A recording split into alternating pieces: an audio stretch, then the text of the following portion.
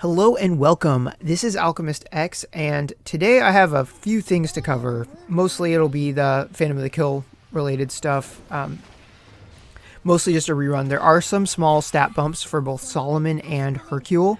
So if you're fans of them, just kind of across the board, their different moves, their gears, their mementos, all got some small buffs. There's also an enlightened enlightened bond for that group, which is Ragnarok, Minerva, Hercule, and Solomon. But to recap from last week, because I never made a video covering it, I made that community post. It was basically Azami, Super Buffer, and Louis modular missile unit / memento unit, and that was about it. The banners were pretty straightforward. It's pretty much like, if you want the new thing, do the banner that has the new thing, and it wasn't really more complex than that. This week is not like that at all. There's definitely different ways that you can spend your gems across different spending levels, and some other viable alternatives that aren't related to pulling on banners as far as ways to spend gems. Mostly the perfect rune shop. But I decided to do something a little bit uncharacteristic of how I normally behave, because under ideal circumstances I wouldn't pull on something where the worst case scenario is quite bad. But given how much I like Phantom of the Kill, and given the path to being able to take a character and raise them up fairly quickly, like with, them with one memento and a decent amount of gates unlocked, all without going under 50k gems, it was tempting enough that I decided to go for it. So I started out with this choose your own pickup banner for Phantom of the Kill, because it's what tipped the scales for me was having Yggdrasil on it, and then also just other units that I really want, like Ragnarok, Lisa Knot, Solomon, Tiferet.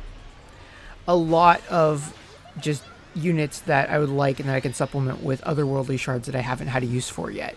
And luckily, it took 4 steps, but I did end up getting Tiferet. She was the one and only pickup from this. I decided to stop immediately as soon as I got one, so that way I could put the gems towards something else, which is going to be the subject of the next part of the video. There is one thing I wanted to mention, and that's Louis. I said I was going to pull for him if he was a memento unit, and that did end up happening. Unfortunately, the video file got corrupted. It would have been very short though, because it was a step 1 pull, which is pretty rare for me. But I'm not going to complain about that. I'd rather get the unit on step 1 and lose the video file than have a 9-step video of really, really bad pulls. So definitely cool with that. It means no shandy, but that's all right. I think that this path is more satisfying than just finishing that 9-step banner, even though it was quite good. So in the case of this, I want to talk a bit about some different ways that this can go as far as spending gems and how to use coins, etc.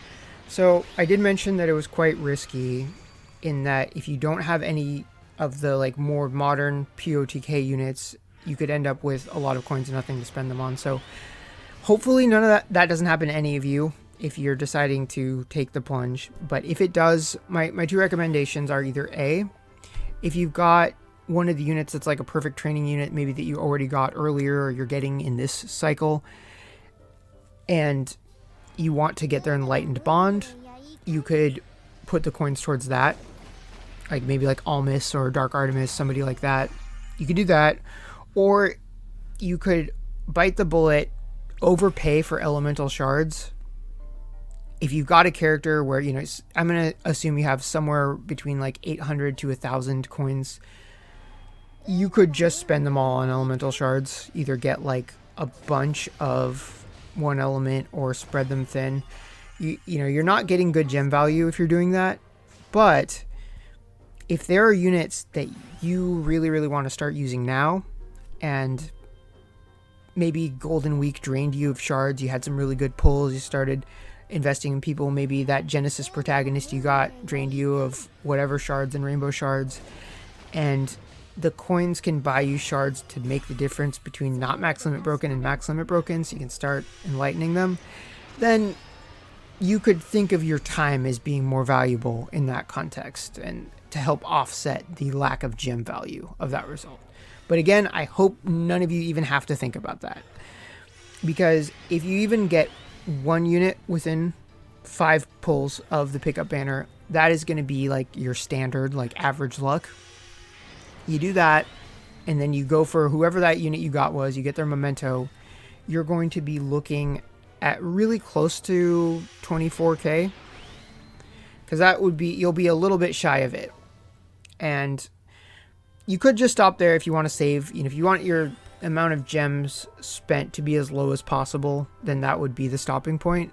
However, if you want to spend a little bit more gems but have it be like an effective discount, then the ideal would be to hit exactly 24,000 gems. That's what I decided to do. So because I pulled the pickup unit on step 4, and then I did 5 steps of this memento banner, that put me a little bit shy. I was about 3,500 shy of the 24k spent bonus, which you then get back like 1,800.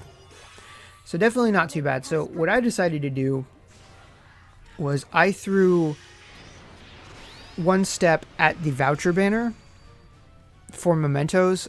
I just got like Setsuna's Kimono memento and like a Victor's memento, so the pull itself wasn't particularly great for me. But I took that voucher and bought a rune set for Tiferet. Got her set up with that. Got the I went for a single target in this case because I usually use her weapon art and her single target nuke more than I use her AoE, or the things that I use her AoE on don't need the damage boost as much. So that was my thinking there. But it did leave me with 1,000 gems more, and I didn't want to go over, so I just bought Rato's skin and Uzuma's skin and called it a day. But yeah, long story short, I got enough shards to get Gate 2 and Gate 5, plus using some otherworldly shards. So pretty happy with how things turned out. But with all of that out of the way, now let's go take a closer look at the banners. Okay, just real quick reminder before jumping into the banners, because Phantom of the Kill is rerunning, farm as much as any as you can from that one level, as long as you got time to auto repeat. It's pretty quick, pretty easy. You can usually do it with about a minute and a half run if you've got decently leveled units. So super easy. It'll usually take about 10 to 15, 10's not realistic, probably about 15 minutes per cycle depending on the size of your box. So yeah, just easy as any. So now let's take a look at the banners. So to start with, there's the voucher banners. We know these, talked about them, feel like a million times. There is one thing that I wanted to note, that if you wanted to do this and your plan for spending the vouchers had to do with rune sets, I would keep in mind that there's also a perfect rune shop in the secret shop right now. So for 2,500 gems, you can get a set, including Flash and Sweep, that have the highest stats possible. So it's not as cheap as, just throwing a discount ticket in it and then getting the set that you want. But for that price, getting the max stats, especially for something like HP and agility, crit, if you're lucky enough to get a rune that has crit, it is nice. And especially if you're just getting to rank 150, and those extra stats can mean the difference between, beating a level, not beating a level, especially for, say, Holy Guard units, people that you have to use and that need to be as strong as possible. It's a pretty good advantage. But otherwise, they're a little bit overshadowed by some of the other stuff that is going on. Namely, the Phantom of the Kill stuff. So, the banner that I was doing in the intro to this video, standard selection pickup banner. Just pick the 6 that you want. I really only recommend going after everyone from like Tiferet onward, because everyone else you can get from the perfect training thing. So there's really no reason that you would want to have anyone other than these units in your pickup. But it is substantially risky if you don't have use for the coins, but it's a high risk, high reward situation. Doesn't mean that it's bad. Then we get to the rather excellent memento banner that was featured earlier too. And as I said in that, all 5 stars are Phantom of the Kill. And on step 5, you get a selector. So that's just excellent. Just perfect complement to the pickup banner. A little bit better because you got that guarantee. Otherwise, not too much to say about it. Then we get to the perfect training banner. So this can be very, very good for new players. When I was new, I ran into one of these, got Dark Masamune, and while she's considerably fallen off since then, just if you don't have access to a lot of units with all their gates maxed, just that by itself is going to be valuable for, maybe it'll be a short time, but if it's the difference between clearing content and not clearing content, especially when you can do it for 500 gems, or heck, even 2,500 gems if you use your discount ticket on something else. Either way, that is good value.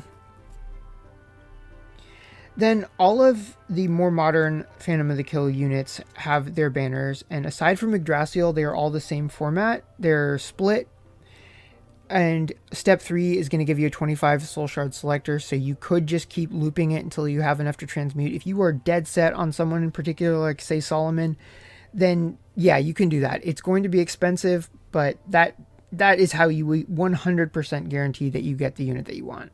And if you want Yggdrasil, same logic, just more expensive because she's like a 65k unit, because her 25 guarantee is on step 5. So you have to just keep looping. On the plus side, you will also end up with a ton of coins if you go that route, like if you are dedicated. So certainly expensive, but if you got to have the unit, then that is your path. So aside from the banners that were debuting this week, Azami, her memento, and some of the other Blade Fox / Chapter 6 character mementos, plus the Holy Guard characters that are memento units, those are around for the rest of this reset. Now, granted, Taga pay is no longer in effect, so they are functionally more expensive than they were before, but if you didn't get the chance to finish them and you really want to, they are still there. Okay, that is all I have for this week. I feel like I'm a little bit out of breath. It is definitely springtime. So if you are summoning, I wish you good luck, especially on that pickup banner, and I will see you all next time.